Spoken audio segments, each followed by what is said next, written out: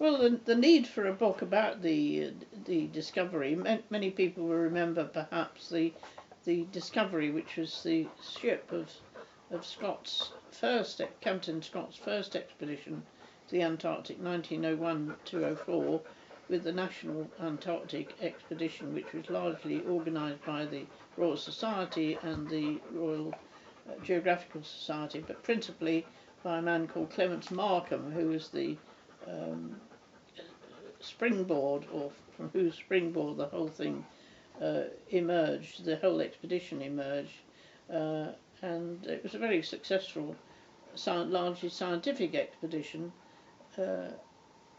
following on from the years and years of Arctic expeditions that the British had organised, and the continent of the Antarctic was hardly known in 1900. And the great thing about the Discovery expedition, the Discovery was herself iced in the Antarctic, and an immense amount of the first really long journeys into the interior of the Antarctic were made from the Discovery, which stayed beset for something like three years, until eventually the ice, with a great deal of effort, she was released from the ice. Now, I won't speak at the moment about all the other expeditions she did, or voyages, I suppose I should say, when she came back from the Antarctic. For instance, she was owned by the Hudson Bay Company for 20 years, and then she made 2 subsequent visits to the Antarctic 2 expedition. And in the end, in the 1920s, she was moored on the embankment in London, and became the ship of the Sea Scouts under Baden-Powell's organisation, of course. And some people even now will remember her as that. Then she was actually transferred to Dundee, and she was relinquished by the Admiralty to the Maritime Trust, and the need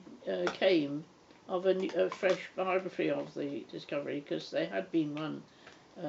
by a man called Benaki, who'd been on the first Scott expedition, the 1901-204,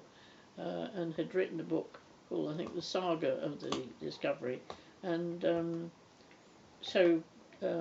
this is how I was commissioned to write a fresh biography, because I was then at the National Maritime Museum, and the agreement was with the Maritime Trust, which is a sort of national trust for ships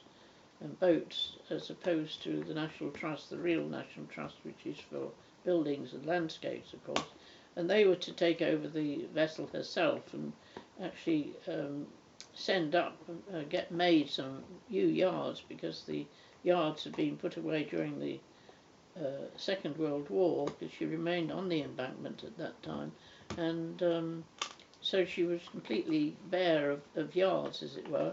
and also to look after the fabric of the ship, which certainly needed looking after. And then the National Maritime Museum, on whose staff I was an assistant keeper, was to look after the displays. And so this is what we took on, and a little Discovery team was established at the Maritime Museum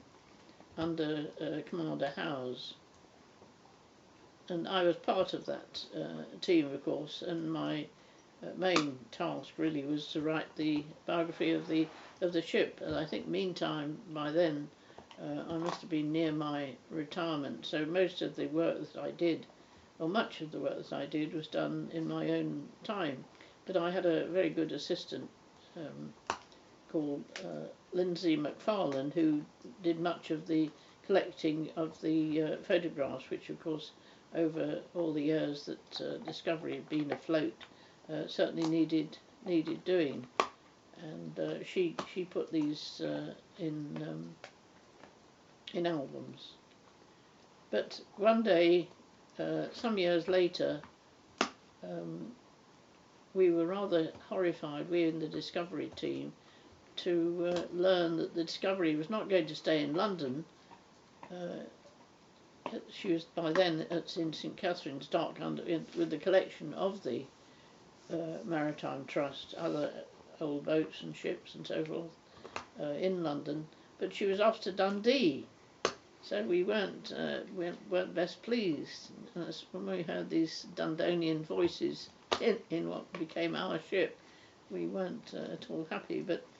anyway, in the end, so she was floated out. She floated out of the St Catherine's Dock at the highest tide that was possible to float her on,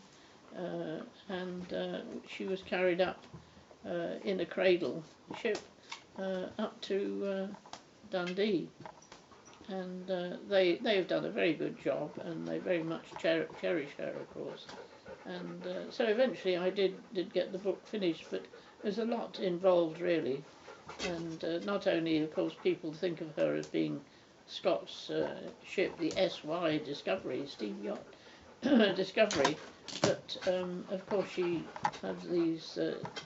years with the Hudson Bay Company. I went to the Hudson Bay Company archives and in Winnipeg and worked on her logs there, and nobody much had worked on the 20th century documents at all, so I was almost pioneering then. And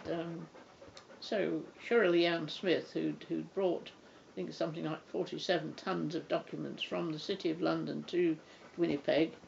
40 years ago, she was most kind, and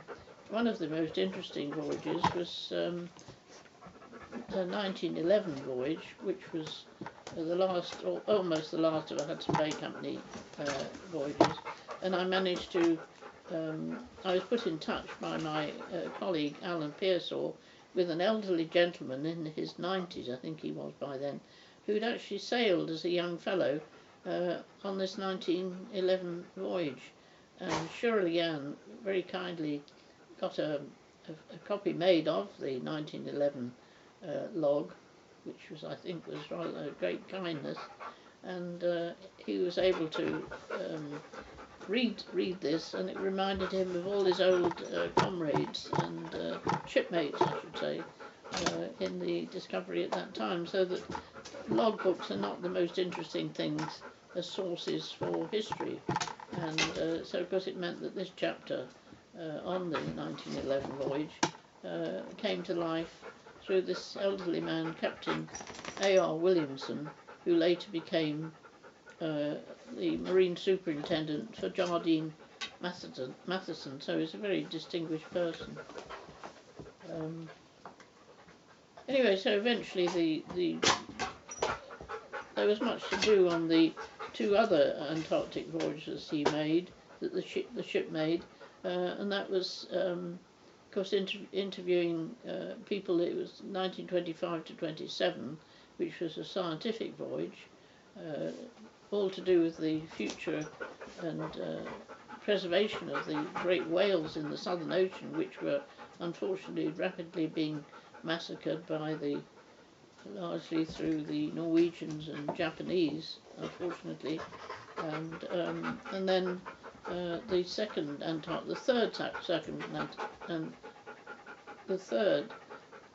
Antarctic voyage that she made was a semi-scientific one